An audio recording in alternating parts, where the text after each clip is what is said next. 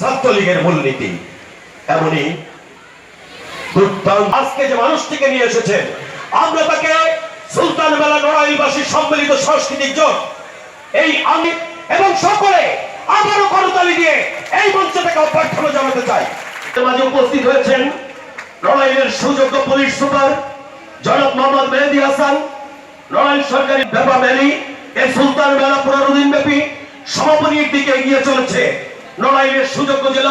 বিগাইরিল ইলমি কাযালিকা যায়্যানা লিকুল্লি উম্মাতিন আমালাত। এবারে সে মানুষের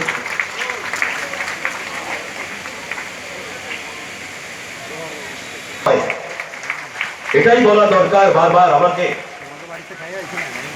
এই সঙ্গে আছে এই ডকুমেন্টটা থেকে গেল যে 10টি দেশ এখানে অংশগ্রহণ করেছিল। আন্তর্জাতিক প্রদর্শনী হয়েছে সুলতান মেলায়। এটাই পদক্ষ ছড়াই দিলাম।